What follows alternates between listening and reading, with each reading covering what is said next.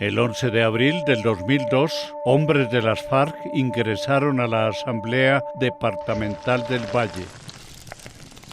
Bajo engaño, tomaron como rehenes a 12 diputados, que fueron llevados a los farallones de Cali. En medio de los hechos, fue asesinado un subintendente de la policía. Un equipo periodístico que cubría la noticia fue atacado en medio del operativo de rescate. En esos hechos murieron el conductor y el camarógrafo. Mientras los diputados estuvieron cautivos, sus familiares lucharon por un acuerdo humanitario que permitiera su liberación. Después de 5 años de cautiverio, el 13 de junio de 2007, un comunicado de las FARC informó que 11 diputados fallecieron y uno sobrevivió.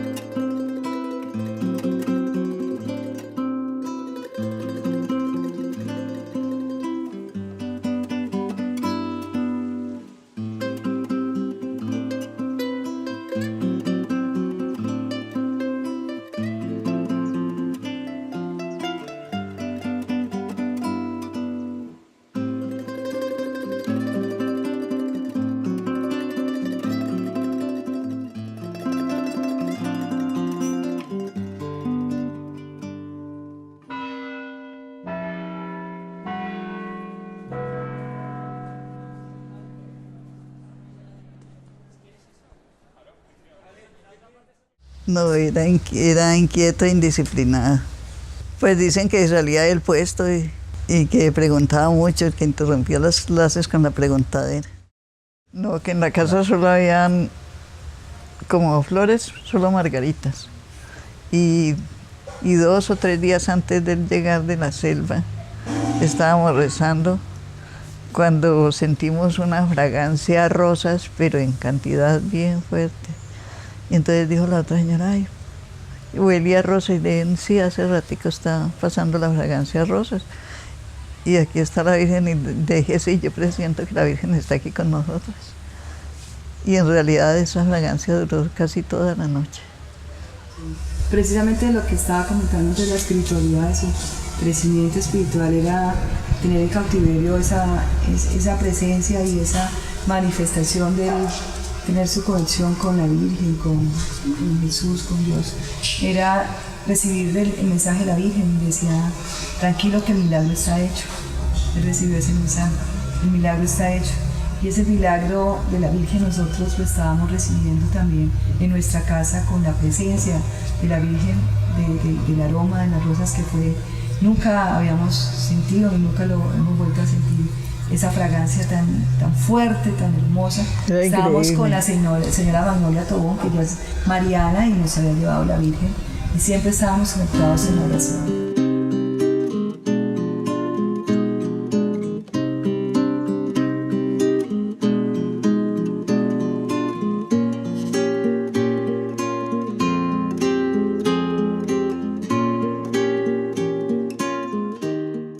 Cuando yo regreso, el gobierno español me invitó con mi familia a pasar unos días en España. Entonces hay una playa en Andalucía, muy cerca a Málaga, que se llama Cala de Mijas.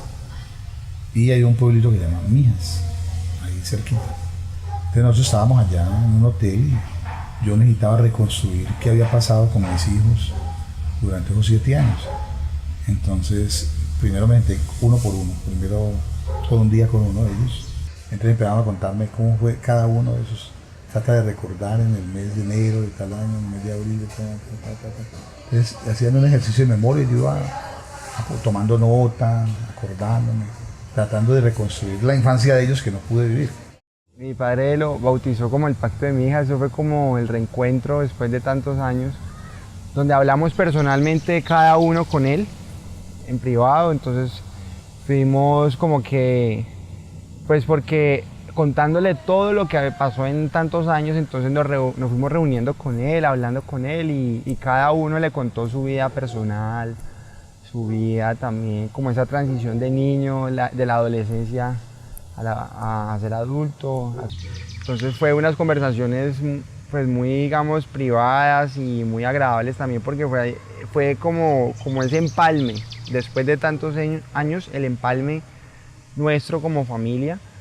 Entonces acordamos unas cosas y estamos, gracias a Dios, juntos de nuevo después de tantos años, de tanto sufrimiento. Y después de eso uno aprende a valorar mucho más las cosas, más que todo la familia, porque tú no sabes, un día te levantas con tu padre y al otro día te acuestas y ya no estás con él. Entonces, y así la vida te puede cambiar de un momento a otro y aprendimos mucho como el valor de la familia.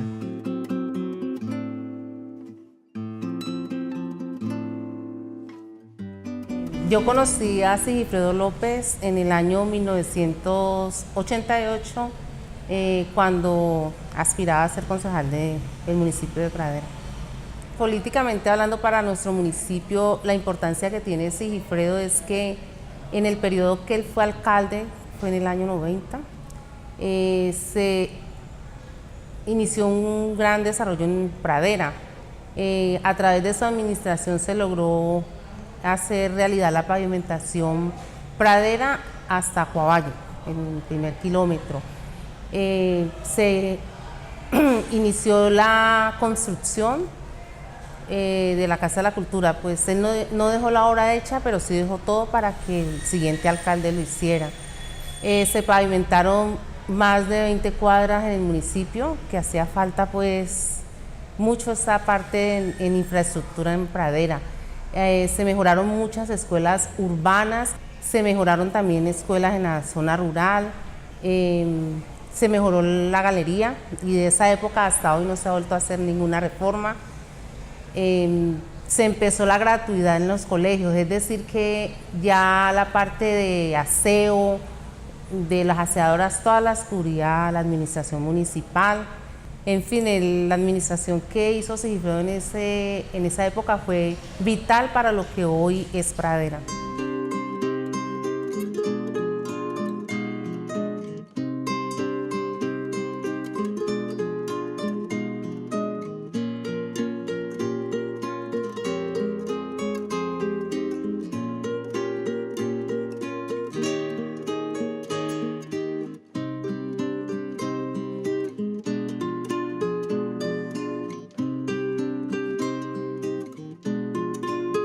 De igual manera, cuando me ponen preso con la fiscalía, un episodio que todos están acusándome después de un autosecuestro,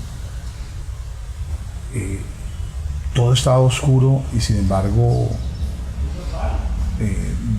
después de 2 días, yo sentí como cuando te dan un totazo en la cabeza y uno dice, ¿qué pasó? ¿Qué pasó? A los 2 días empecé a tener como tranquilidad, nuevamente la Virgen, tranquilo. El Señor te va a sacar aquí libre y limpio. Yo me entregué a Dios, fui haciendo, todo se fue dando, de una manera sobrenatural. Me mandaban a la casa, a los 8 días tenía yo ya 27 pruebas para demostrar mi inocencia. Primero la había demostrado con el FBI, que no era mi nariz ni mi voz, y entonces luego me montaron testigos falsos, y más demoraron ellos en montarlos y yo tener las pruebas. En 8 días la gente llegaba a mi casa, los jueces, los fiscales, a decirme, vea, ese testigo es mentiroso, yo lo conozco por esto y esto, aquí pasó esto, ese señor se ha desmovilizado 5 veces, esto, lo tuvimos de testigo en tal caso, todo se fue dando. Entonces a los 8 días ya tenía yo todo para demostrar mi inocencia, faltaba que la fiscalía me atendiera y me recibiera las pruebas. Entonces, en eso los medios de comunicación ayudaron mucho, pero todo ha sido un diálogo divino, y además si yo les digo cosas, por ejemplo, que en las mañanas cuando yo me despierto tengo momentos en los que siento que no es yo ni mi conciencia la que habla cuando me dice hay que hacer esto, sino que es un mensaje de arriba, me dice, haga esto, haga lo otro, tal cosa. Entonces yo le hago mucho caso a eso, le hago mucho caso a esas sensaciones y por esa razón no hago nada que mi corazón no me diga. Acepto las disculpas, me supieron más a justificación. Entiendo que usted tiene que defender su institución, pero tampoco puede soslayar los graves errores que cometió la DIJÍN en este proceso. Además de eso, hay cosas que se comentan, solamente la cuento para que usted la investigue, señor Director Nacional de la Fiscalía. A los peritos le dijeron, necesitamos un positivo, en este caso para el viernes. Quizá esa fue la razón por la cual hayan corrido tanto. Son cosas que usted y la justicia colombiana deben investigar. No me corresponden a mí, pero no pensaba decirlo, pero me ha tocado que hacerlo en este momento. Y espero que se hagan investigaciones en la DIJÍN y que se le diga al pueblo de Colombia qué pasó con todo esto. Bueno, la fundación fue una idea que gestamos con Sigifredo durante el tiempo que él estuvo privado de la libertad en su residencia, con ocasión de la decisión de la Fiscalía General de la Nación cuando lo vinculó al proceso por el secuestro y el asesinato de sus compañeros de diputación.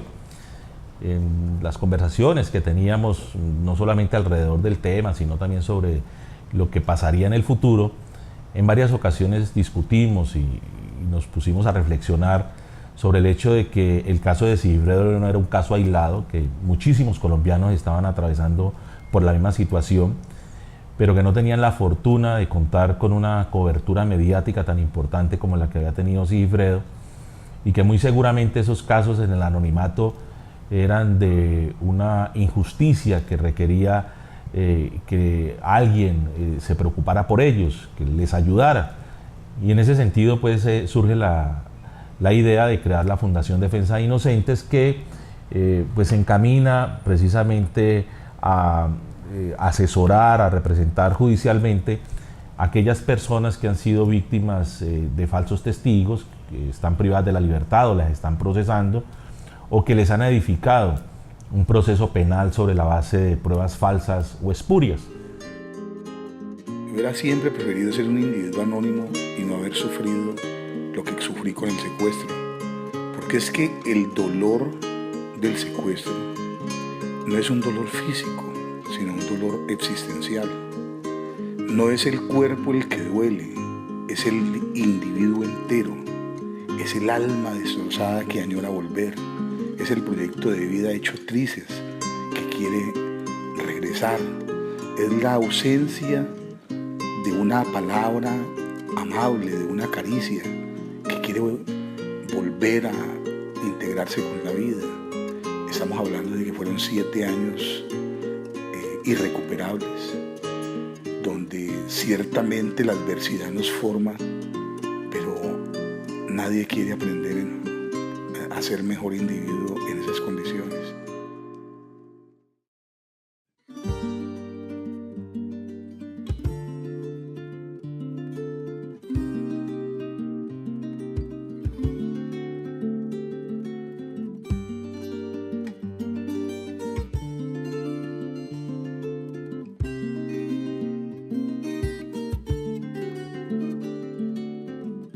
En una verde prisión,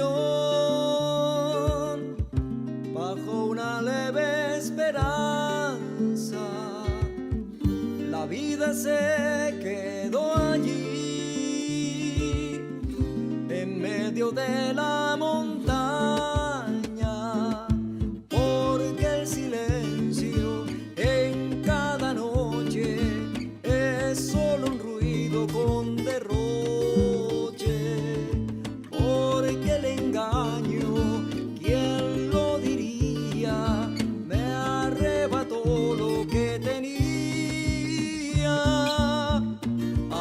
¿Qué queda? Me pregunto a veces, conservo su risa y calmo mi llanto. Ahora ¿qué queda? Me pregunto a veces, vivir sin olvido, quedarme en el tiempo.